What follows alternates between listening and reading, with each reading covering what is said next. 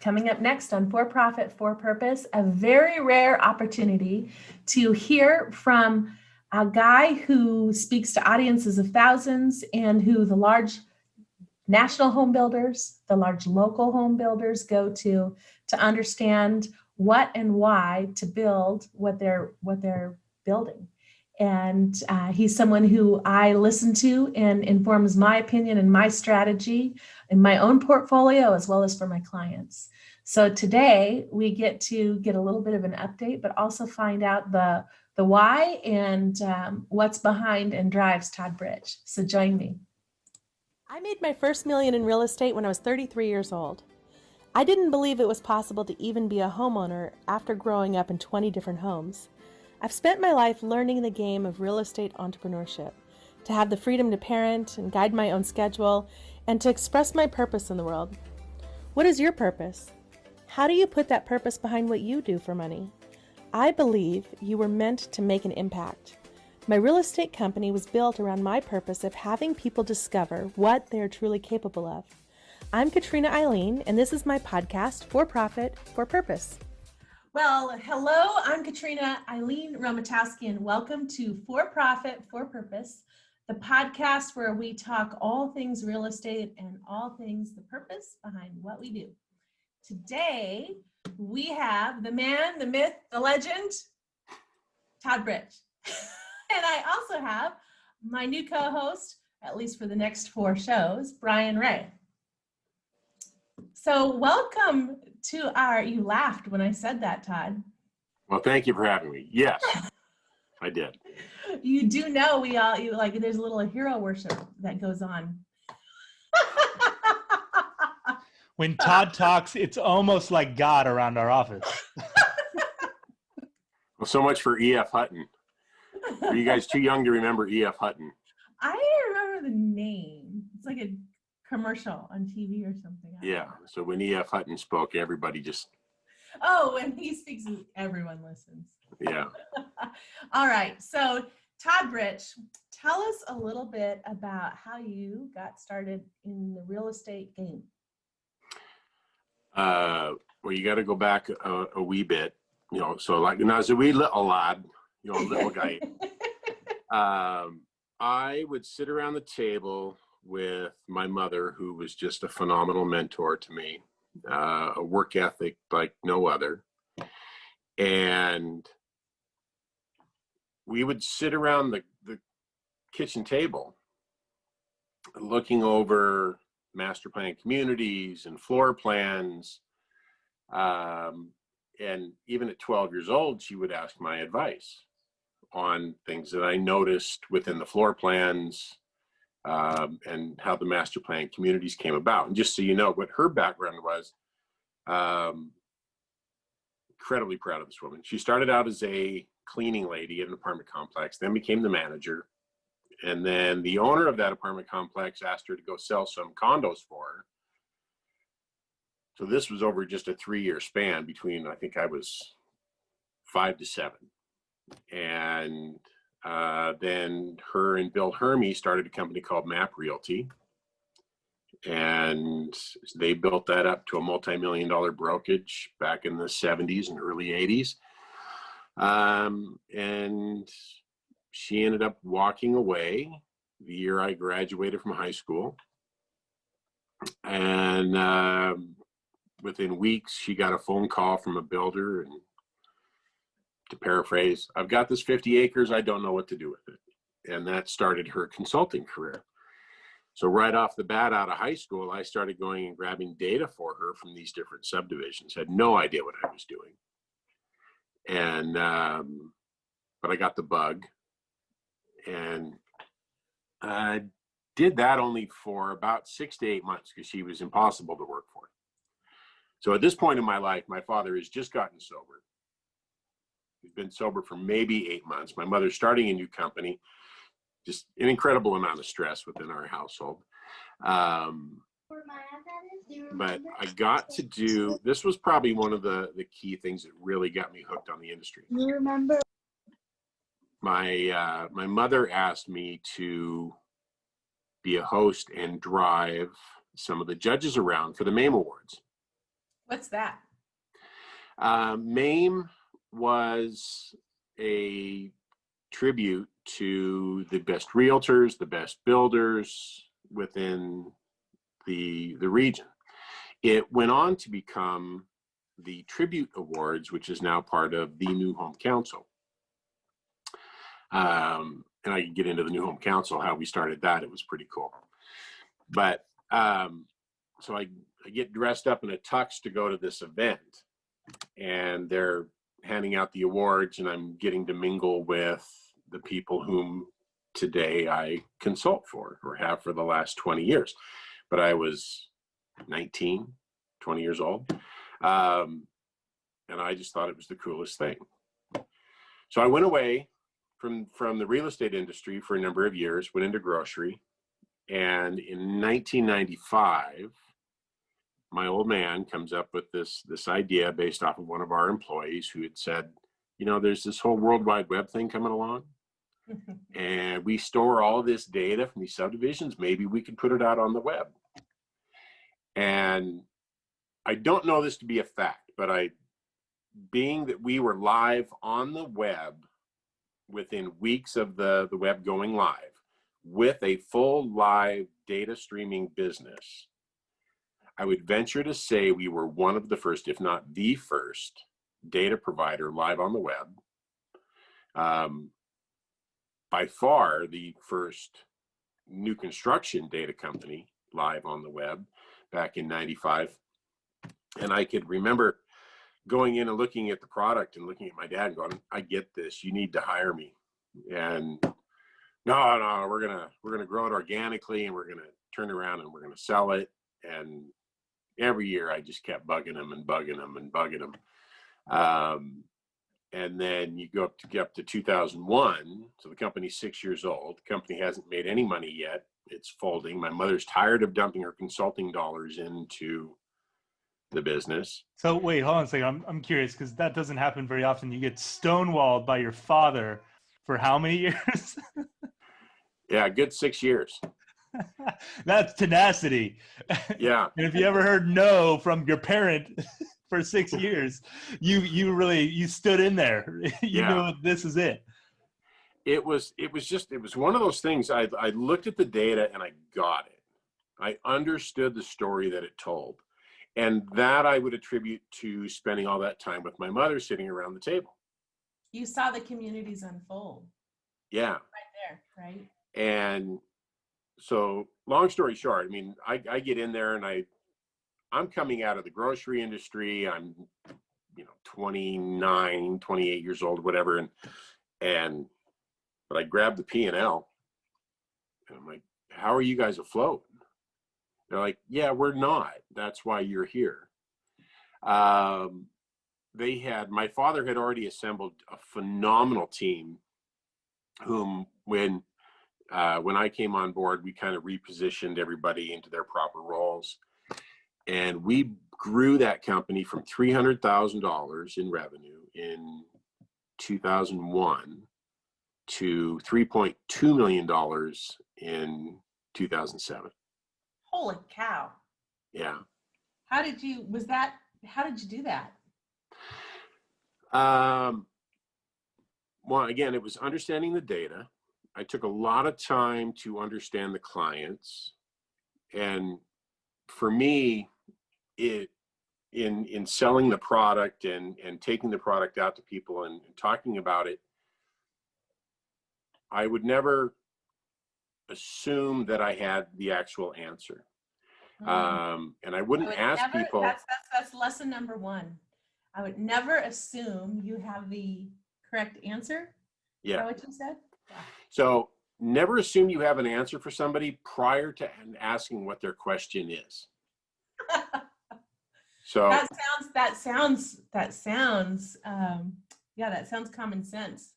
It's not so common sense. It's Some not of so us common sense. have to learn that lesson the hard way. Many, many times. Yeah.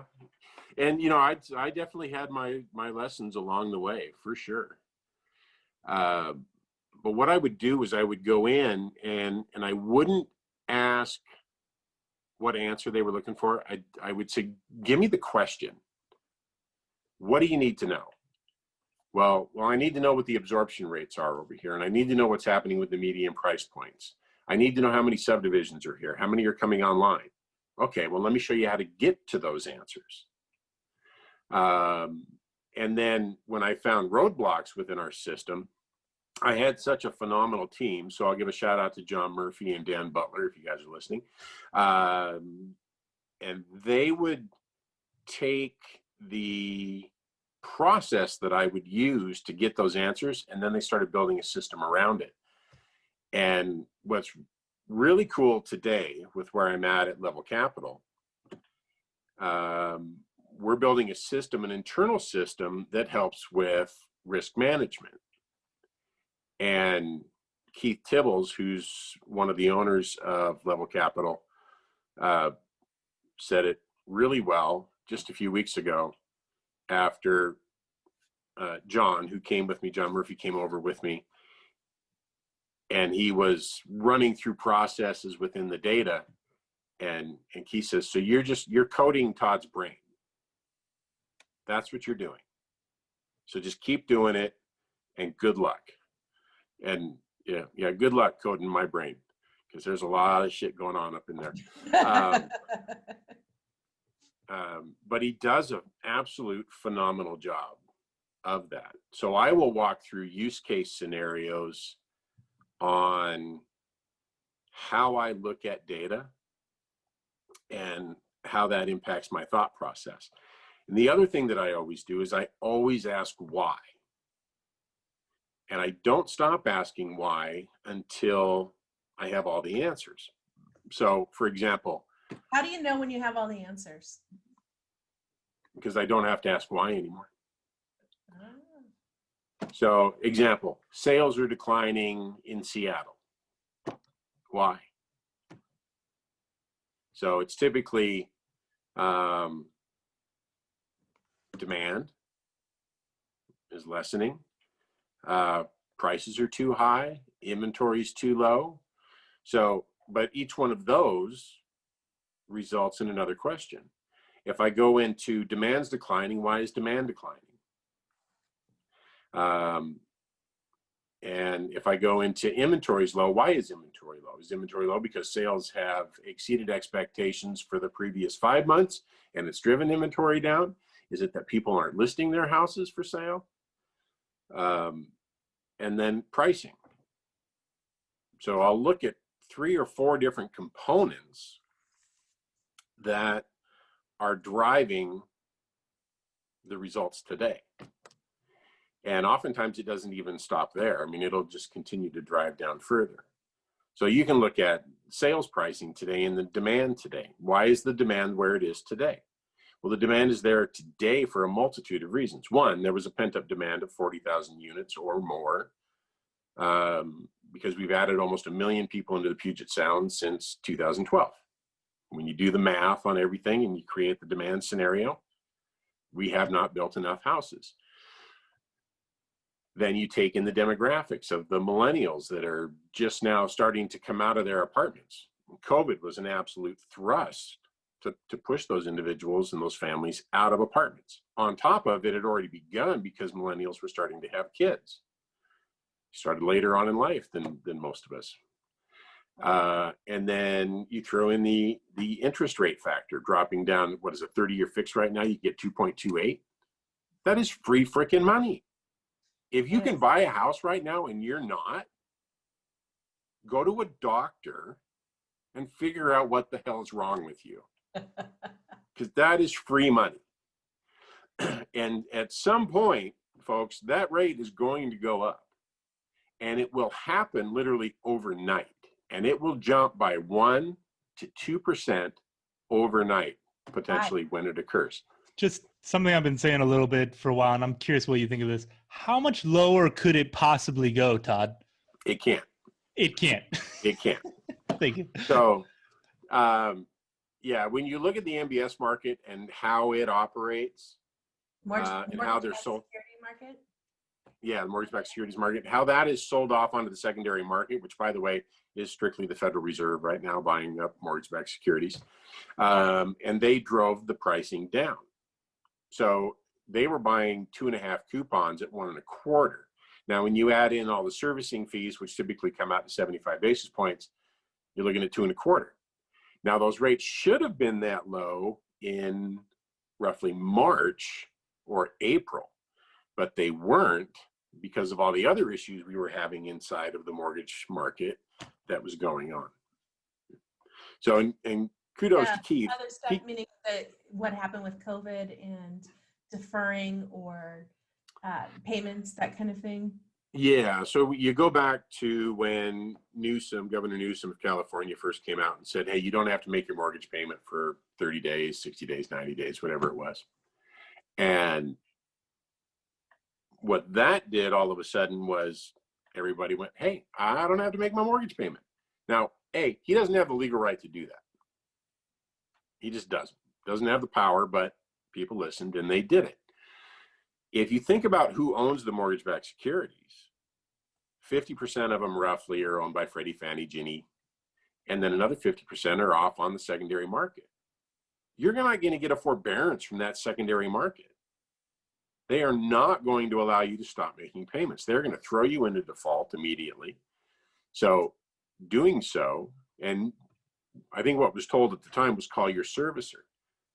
And your servicer, if you call your servicer is going to tell you, well, you're going to have to call Freddie or Fannie, or you're going to have to call ABC Company because they own the note. And I can't do anything without their permission.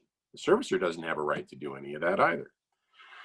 So the reality is only about 50% of the mortgages out there had the capability of even going into some sort of forbearance. And if you look out on the bank's websites, they would give you 3 or 4 options of what could potentially occur under the forbearance. A was, well, we'll roll it into your mortgage at the end. We'll refi your loan, or there'll be a balloon payment. There might be another option in there. 90% of the time, if not more, it's that balloon payment. And if you can't make your payment for 1 month, what makes you think you can make your payment of 4 to 5 and 6 months all at one time? So that big balloon payment, could be a potential issue. I do think that for many of those that did go into forbearance, that the federal government will step in and they will force Freddie and Fannie to roll that into the end of the loan. I think that's what's going to happen. I have no evidence of that, but COVID obviously was nobody's fault. It definitely wasn't the individuals that lost their jobs. It wasn't their fault. So we'll just have to wait and see what happens. I don't think that we'll see this massive foreclosure portion just because they don't want a 2008 again. That's why the Federal Reserve stepped in and dumped, I think it was $260 billion overnight into the MBS market. And so when the rates go up, why will it be so quick overnight? And by such a large percent. Because the only reason that the interest rates are down as low as they are in the mid 2s is because of where the Federal Reserve started buying mortgage-backed securities and how that forced the yield down on the purchasing. When they pull out and stop purchasing, that's just automatically going to flip right back up to where it should be. So rates are at 2.25. You're going to sell those off onto the secondary market somewhere around 3.5 to 4.5. And then that's just going to snowball upwards. There's not enough purchasing power within the private monies to keep rates that low. There's not enough demand for a 1.25 note. It's just not going to happen. So you'll see that rate go up. If the Fed was, I don't want to use the word smart, if they thought it through properly, they would ease rates upward over time as they pull out, so that it's not a huge shock to the system when they do so. So I'm pretty sure, well, go ahead, Katrina. I was going to say, I know I could talk about the market just and keep grilling me on that. And I think specifically we did this show because we really want to know more about you, how you got into this stuff. And Katrina, is there anything you want to say? I was just going to say, so tell us why real estate. So you grew up with your mom around the kitchen table, looking at communities, looking at zoning, looking at why and where things are going. Then you got into grocery. And then you came back to it. So why real estate? And you're in real estate. I mean, you're in it hard, right? Like you're the people go to. Well, so when I went off into grocery, I got this customer service side of things. And I tried getting my real estate license when I was 19 and 20, but I have dysgraphia. And I, God bless, I passed it on to my son. But what is that? I don't know what that is. So what that does for me is it makes reading incredibly challenging. I have to read a book or a pamphlet 2 or 3 times or an article 2 or 3 times to really absorb it. And then it makes multiple choice questions incredibly challenging for me. So what I actually have to do is I have to go through and I read the answers first, then I go and read the question, read the answers, read the question, read the question, read the question, then I can get to the answer. And I failed 3 times in a row getting my real estate license when I was 20. I think I got, but you had to get 70% or 75 to pass. I missed it by 1% every time. And when my old man decided to bring me on board here at New Home Trends, I just absolutely fell in love with the data. I mean, I had never seen a regression analysis in my life. And I'm thumbing through some reports and I see one. And I remember I walk into his office, I was so jacked. I go, this is the most cool thing ever. Do you know what this is? You know what this says? And he's like, no. Corey makes those. I have no idea. I said, are you kidding me? It tells me exactly where I should position my product. It tells me where everybody else is listed and what's selling and how long ago that it's sold and the trend line. And he's like, yeah, no. If for those of you who don't know, this is a very simple AI algorithm. This is artificial intelligence. We're predicting what will happen next. Yeah. We're like programming Todd's brain. Programming Todd's brain. So I just started creating reports because the text version, and I write a lot of reports. I was doing one today. I'm writing an entire report on the Puget Sound. And thank God for graphs, because I throw them in as many times as I can. I can read graphs until the cows come home. I could read a novel of graphs and tell you exactly what it says. Give me a novel of text, and I'll tell you in about 3 years what it says, because I'm going to have to read the book 3 times. And I'm going to fall asleep after 2 pages. It just happens. True numbers guy. Born for it. Yeah. For sure. All right, love that. Well, I guess so, and obviously you knew that growing up, so I would imagine this is why you had an affinity for numbers, and you're just naturally good with it, right? No.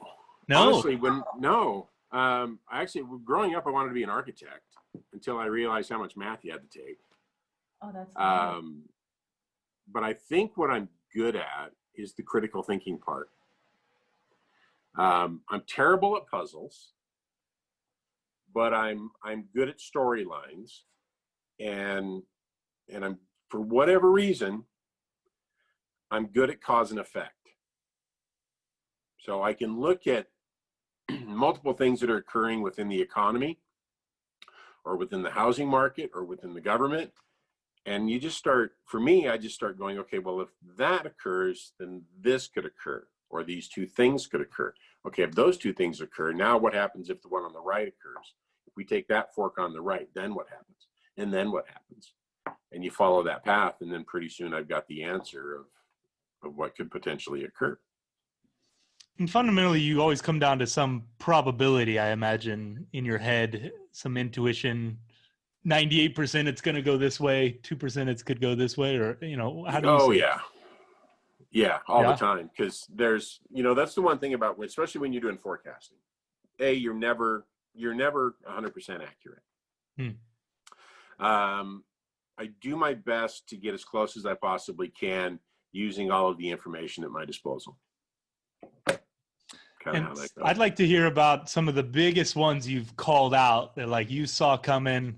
You know, any of those that you can remember that maybe nobody else could see, or you could just pick the big winners you saw, like, I knew this was coming. Okay, so you can actually, you can Google this. I did a report or an interview for the Seattle Times in 2008. And I mapped out exactly how much inventory was going to be on the market, how much inventory was in the pipeline, what was going to happen within migration. And I said, in 2012, we're going to start a recovery and we're going to see double-digit appreciation beginning. And I actually did the math on, being that I'm primarily in new construction, I did all the math on exactly how many lots were going to be available on the market and in the pipeline. And it was interesting because I went back and I looked at that in 2015. So you got to figure there's 25,000 lots typically in our pipeline for new construction. And at the time I had predicted we were going to be down to about 14,500 roughly. I was off by 600 lots. Wow. I will say this, that I missed the housing recovery. I called it to start in 2012. It began in November 2011. It was close. You missed it. And I tell you what, I got death threats from that article I did in 2008. Really? Yeah. Wow. Okay. Yep. Some people felt strongly, apparently. Well, yeah, because it was, you know, it was really right at the beginning of the financial crisis. And when, you know, you start moving forward into 2009 and 10 and really 11, the spring of 11 was the absolute bottom.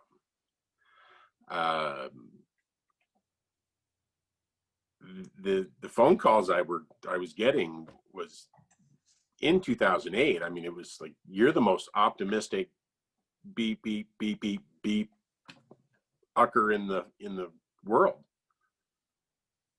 You should come talk to me. We should go through numbers.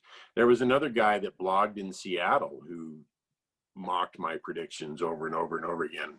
I think he's gone now. I don't know. I never heard from him again. I offered to sit down and meet with me, and I said, I'll go through the numbers with you. And he goes, well, just tell me the numbers. I said, no, we're going to sit down and we're going to sit down face to face and we'll talk about the numbers. Because he was quite insulting, hiding behind his blog. Could be a little intimidating. I don't know. So nobody knows your stature, but you can give it to him if you want. Yeah, I'm back to 2006, and what was your message then? So I will say that I missed the amount of mortgage. How did people feel about you then? So I talked about in 2006 the oversupply, and there was something coming, and I missed. This was my biggest learning lesson.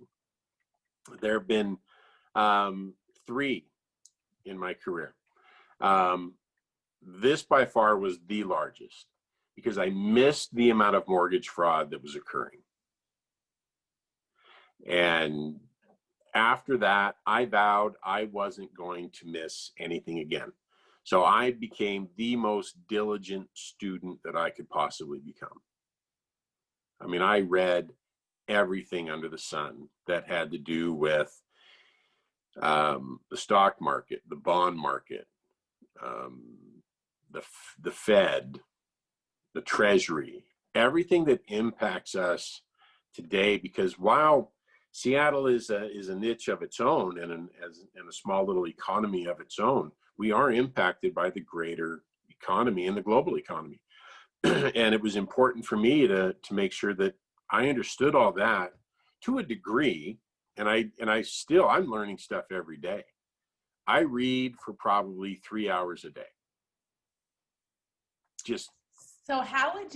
So what would you say the lesson is? You said that was your biggest lesson. If you were talking to, you know, some young people just learning this, what was the lesson that you learned there? What would you tell them? Don't get caught in your bubble. Ooh. So for realtors in particular, and I'll say this, I'll tell this story because I told Katrina this story earlier, and just so you know my personality, I am brutally honest. I try not to be mean, but I'm gonna be honest. What are you talking about? You try not to be mean? Yeah, well, you know, it was like a 2x4, Todd. it can come across like a 2x4 at times, but I will tell you that I've had people come up to me years later and say, I really appreciated that. It's what I needed to hear. So I'm going to tell you what you need to hear, not what you want to hear. That's just who I am. So I am in front of a group of realtors in late 2006. And I was going through the supply. Sales had already started declining in the third quarter of 2005. Pricing was still going up at double digits. Inventory was climbing. There was one builder that had 180 some odd spec inventory out there. And so you can see the writing on the wall. And I said, just so you guys know, the market is going to tank. I didn't think it was going to tank as far as it did, because again, I didn't understand the mortgage side of the market. And I said, unfortunately, 75% of you guys are not going to be here in a few years. And the looks that I got could kill. And oh, by the way, you're going to be gone. Yeah, you're going to be gone. And so you just imagine, I've got a room full of 150 realtors, and they're all just sitting back like, oh, who's this frickin' joker? I don't think they said frickin' either. And I said, because here's the issue. Over the last 4 years, 5 years, a monkey could have sold real estate. That's true too. And I said, and most of you guys, and maybe not you guys in this room, but most realtors treat this as a job, not a business, not a career, a job. And you go where you're told, you do what you're told. That doesn't work in this industry. It definitely doesn't work for realtors. And if you want to be successful, you got to look at the most successful realtors and what they do differently.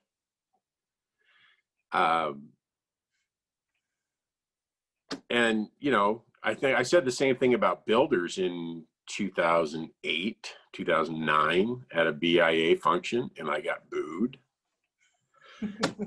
You know, but it was the truth. And to be honest, I mean, 2x4 on you. What's that? I said they'll take out their 2x4 on you. Yeah. You better get a 4x4. So I heard the first lesson you learned, which is don't get caught in your bubble. And you said there were like 2 other big lessons you learned in your life. Yeah. Give us those. So I went into a meeting, and I was with a builder, and I had never seen their product. And he was like, well, Todd, where should I go? What's some up and coming markets that I need to be in? And I just rattled off some of the hottest markets in the Puget Sound. And he's just looking at me like, And I walked out of there thinking, well, Jesus Christ, I just told you where the hottest markets were. Then I go out to his website, and I was like, oh, yeah, no, that product won't work there. Or there. Or there. That'll work in Wallingford. That'll work in Greenwood. That'll work on the east side, but that ain't going to work in any of the geographical areas that I told them to go to. So that was a lesson for me. Now, whenever I go in to meet with somebody, I study up on them. I study up on whether they're a realtor, whether they're a builder or a developer, whomever they are. I walk in there and I know as much as I can about their business, what they do and how they operate. So what would be your advice to, like, so how would you say that to, like, your sons? You're giving them advice, or how do you sum that lesson up? Don't, in a nutshell, don't ever try to bullshit your way through something, because you're going to get caught. And there is nothing more embarrassing than getting caught trying to bullshit your way through something. If you don't know, simply state you don't know and you'll look it up. I've got resources for that. I'll get that answer to you. What you really should do is come prepared and have all those answers. So even if you're a realtor and you're dealing with a resale client, gosh, don't just look at what the 3 comps are. Look at the 20 homes nearby that have sold. What's the difference? What's the additional value of a bedroom versus a bathroom versus a remodel versus an outdoor living space? And then talk about the trends. Talk about your months of inventory. What's happened over the last 4 to 5 to 6 months? Not only here in this little neighborhood, but in the county or the region for that matter, because that tells the entire story. Got it. And the third lesson? It pretty much came down to it was similar to the second one that I had learned. I had gotten called into Seattle. Mind you, I'm green. I had been here with the company for 6 months, 7 months. And I got thrown into a meeting with, again, nobody. I couldn't even do the research on this one.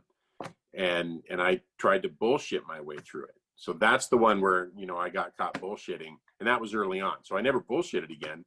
And then the next one was come prepared to the meeting. And now the funniest story that's ever happened to me was, again, I'm here at the company for 8 months. I literally just jumped off of a coffee truck. And my mother comes in, she says, "Hey, I need you to go down to, on your way home, stop and do a talk for Pierce County MBA. Like, I'm not going down to do a talk on Pierce County MBA. Oh, you'll be fine. Just read the slides. You'll be fine. There's going to be like 15 people there. You'll be fine." Your mother's telling you to do it. Yeah. And so I do it, and I walk into this room, and I'm looking around. There's not 15. She left a 0 off the end. So there's 150 people in there. And looking back on it, it was the president of Centex, the VP of Centex, land acquisition, all these guys, D.R. Horton, Quadrant, Key Bank, Bank of America, Citibank. I mean, every who's who in the whole goddamn industry is there. So I start the presentation, and I am just sweating bullets. I mean, I'm having flashbacks to the 8th grade when you couldn't get up in front of your class and talk. And I'm standing 20 feet away from my screen with a laser pointer, nervous. You know what a laser pointer does when your hand is shaking and you're 20 feet away? That spread is like, that far apart. And my hand's just doing this the whole time. So I'd go to point at a number, and that laser pointer would just go, wah, wah, wah, wah, wah. I finally put it down, and I continued on, just read through the slides. I made it through. I got a couple of people went, "Nice job." And then my mother, when I got back to the office, she asked how it was, and I frankly said, "I want to strangle you at this point." And she says, "Okay, just know this, that even at your level today, with the data that you have at your disposal, you knew twice as much as they did." That made me feel just a little bit better. I knew she was completely wrong at that point in my career. But again, if I didn't get thrown into the fire like that, and I didn't jump outside, well, I shouldn't say I jumped. I got pushed outside of my comfort zone. If that hadn't occurred, I wouldn't be able to do the speaking events that I do today. And I can stand in front of my largest crowd, I think has been 1,000 people, and to do a presentation seamlessly. And I study. I mean, that was one of those lessons like, oh my God, I got to study this stuff. I got to know it inside and out. Nothing like being shown up or embarrassed or made super uncomfortable for somebody to learn a lesson. But it was a really, really good lesson. And not to get discouraged by it, because it's, we're all going to fail. We're all going to stumble. We're all going to fall. And it doesn't matter how many times you fall. It matters how many times you get up, right? You hear that adage all the time. You just got to get up and go do it again. Don't make the same mistake twice. I'll say this. I haven't done that. Take that back.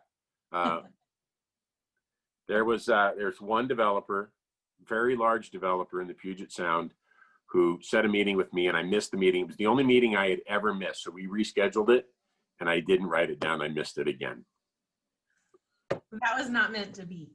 No, it wasn't meant to be. Or is that just the way we let ourselves slide? So talk about a job versus being an entrepreneur, being a real estate professional. Gosh, you got to enjoy it, and you got to enjoy the journey. You got to be passionate about it. I mean, there's the old saying, if you do what you love, it's not a job kind of thing. It's still the job. I mean, let's be honest. It's hard work. But look for the rewards, the little wins. So all of the shifts that we make as entrepreneurs, it happens here first. It's right here. It doesn't happen every single day. I will say this. So when I started at New Home Trends, the first thing I did, I walked into my little cubicle that I had, and I wrote a big 50 on a whiteboard that I had. It was the only thing I wrote on that board. And my old man walked by, and he goes, "What's that mean?" That's for me. For me, it meant 50K. That was what I needed to get the monthly billing to keep the company afloat. And I did that. So we were averaging about 32,000 a month. And I did that within 6 months. I got it up to 50K. And once I hit 50K, I wrote 100. Once I hit 100, I wrote 150. Then I wrote 200. And then I wrote 250. Because you have to visualize where you're going to go. You've got to have a really good idea on the destination, and you've got to put a game plan on how to get there. That game plan is going to shift and it's going to change. But if you don't know your destination, you're going to get lost. So I did this with my children. I put both my kids in the car when they turned 16 or 15 and they were learning to drive. And I said, let's just go. So we hit the road. Kids would come to a turn in the road, and well, where should I go? Just go. So they make a turn and they go. And next thing I know, from Mill Creek, we're on the backside of Fall City. And I said to my son, I go, okay, let's go home. Well, how do I get there? And I'm like, well, what do you mean? How do you get there? You got here. Didn't you know where you were going? You just told me to drive. I said, yeah, but every time you came to a fork in the road, you made a decision on which way to go. That decision has consequences. That decision is going to lead to 10, 20, 30 other decisions that you're going to have to make. Now, for this particular exercise that I did for them, it was specifically to inform them that you always need to find your pathway home. But I also did this for an employee that I brought on and said, you have to know your end result. You have to know, because you're gonna choose a path, and that path is going to lead you somewhere. and it may not lead to the destination that you have chosen for yourself. So find your destination, choose a path, and let's work towards that path. Words of wisdom, man. And every now and then, I think you like pranking your sons. Yes, it was. Yeah. Oh, no, definitely. My oldest is still scarred from. So, I loved scaring people when I was younger. Well, I'll still do it. I did it to somebody the other day in my house. But we had this one was mean. I'll give you that. And I've apologized to him, and I've loaned him a lot of money because of it. He was 6 years old, and he steps out onto the backyard, and we had this big row of Photinia trees, Permadallas, excuse me. And as he exited out the sliding glass door, I reached through the Permadallas, grabbed him, and pulled him through the trees. He's still scarred and angry. And I've loaned him lots of money because of it. Okay, Todd, last question. Tell, what's your why? What's your why behind it? Yeah, so that was an interesting process to figure out my why. And I actually figured out my why before coming here. My why is because I love to teach. I love to share the knowledge that I gain, and I love to share it with other people within the industry. And I love to help people grow their businesses, and become successful. If you become successful yourself and you don't help others become successful, where's the joy in that, right? At the end of the day, you're standing on top of a mountain and you're all by yourself. With my employees that I have had over the years, and I've had anywhere from 13 to 35, it is, and I believe that a good leader raises the people around them, find the potential in those people, pull it out of them, nurture that, and allow them to become successful. I had a young man who came to work for me right out of college, and he's gone on to have just a phenomenal career. And he's doing housing analytics for a large company now, incredibly successful, and super proud of him. We had to pull some things out of him. He had done a report for us, and it was due on Monday, and I get it, or it was due on Monday, and I come in on Friday. I go, hey, I need to review that report. Yeah, I haven't started. It's due Monday. Yeah, well, I didn't know how to do it. Mind you, he'd only been here for just a matter of maybe 2 months, 3 months. And I'm like, and I won't use his name because I love him to death. I'm like, dude, this is not college. You don't have a goddamn choice on doing the work or not. You're paid to do the work. And if you don't know how to do it, you need to learn to ask. I was pretty hot at the time. But then circle back around with him, and I said, okay, so tell me the lesson. And he repeated what he'd learned.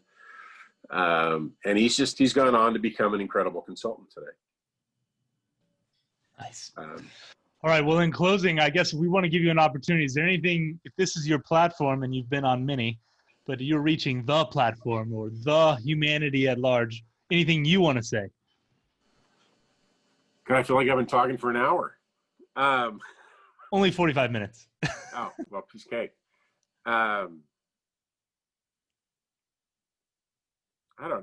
Honestly, I don't know. What's most important to you? Family.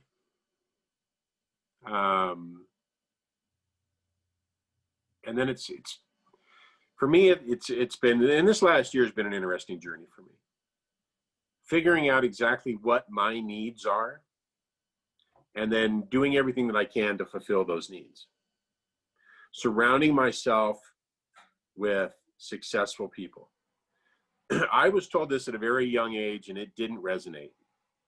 You are who you associate with. Mm-hmm. So if you're a knucklehead and you're hanging around other knuckleheads, you're going to remain a knucklehead. If you choose to be around people who are smarter, more driven, more focused, then that's what you will become. And I've still got knuckleheads in my life. We all do. And we love them. And we love them.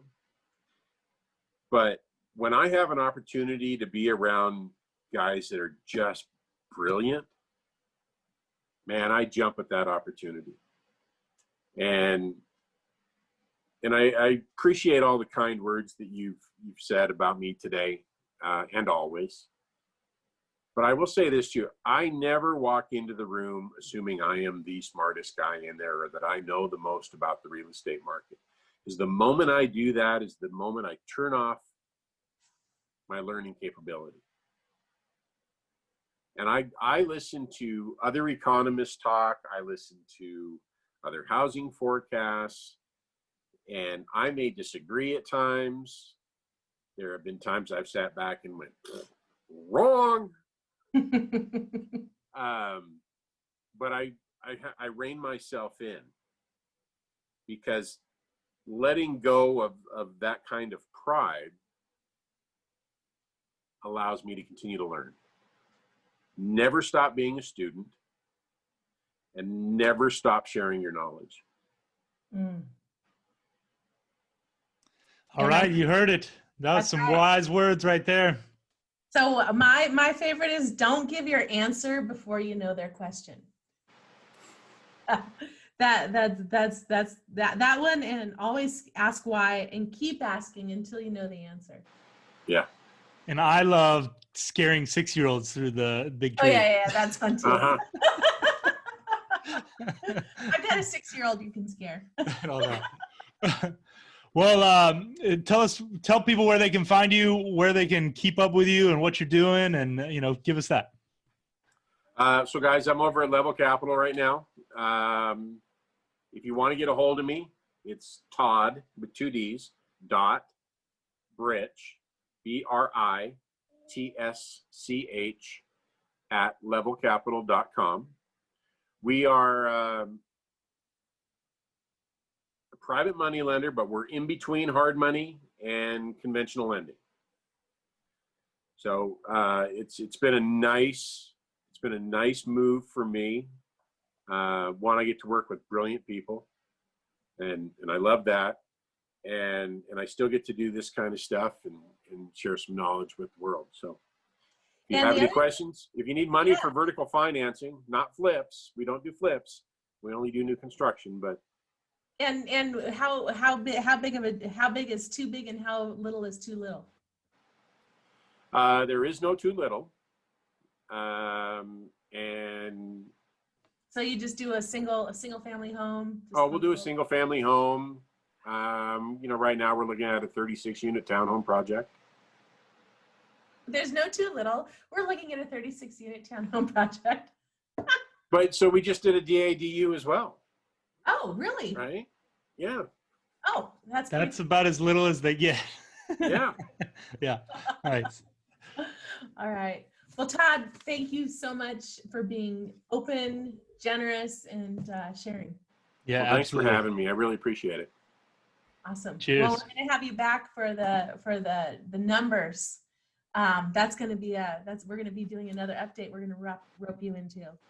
I am doing my first live in-person forecast on November 5th. What? Where? RIA, Real Estate Investment Forum. Awesome. Okay. Well, we're going to be tuning into that, and we're going to be prepared. Maybe we'll be at the tower then soon. Love the tower. All right. Okay. Well, that's it. That's it for profit, for purpose this week. Thank you for tuning in, and we'll see you soon. I would love to hear about your purpose. I'm always looking for like-minded people to collaborate with, interview, or do business with. Reach out to me directly at 425-230-4499. Not sure what your purpose is? I'm happy to share the guide that helped me discover mine. If you'd like that guide and a free copy of my Amazon best-selling investment book for real estate, visit my website at Katrina Eileen.Com. If this podcast brings you value, please like, subscribe, and share. Thank you for listening to For Profit, For Purpose.